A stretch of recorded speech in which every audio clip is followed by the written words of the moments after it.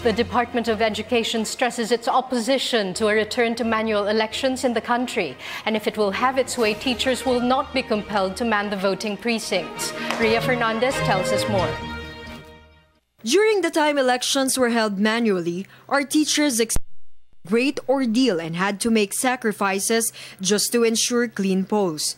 However, in return, they confronted the dangers of violence from lawless elements. If the Department of Education would be asked, they don't want to return to manual elections anymore. Sana talagang hindi na bumalik sa manual, at kung may nag-iisip na pumunta sa manual, kami, we are registering our very strong opposition. Diyan nanganganak kasi yung pressure, violence, at saka lahat ng mga over the past elections, mag-ano na tayo, mag-automated, nawala na yung violence na ganyan. No? So, wag naman nating ibalik yung mga guro doon sa ganung kalagayan muli.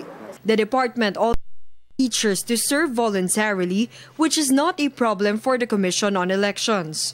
Bakit? Kasi kung automated yung elections, we're talking about mga 100,000 precincts, which times 3 would mean mga kailangan tayo ng mga 300,000 na mga public school teachers. Right now, there are over 630,000 public school teachers. So, kumbaga,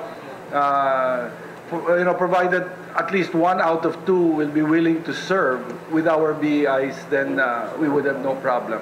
In case this gets to be implemented in 2016, public school teachers may be substituted by their counterparts from private institutions.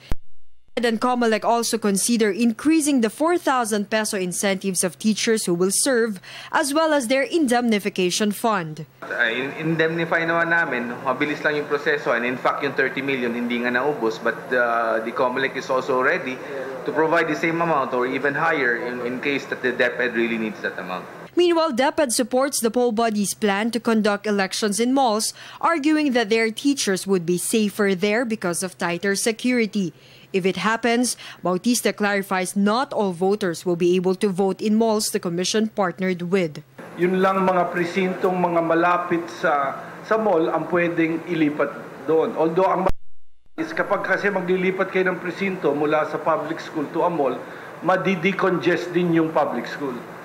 So, di ba? So, mas maayos din in that regard. No? For the People's Television, Ria Fernandez.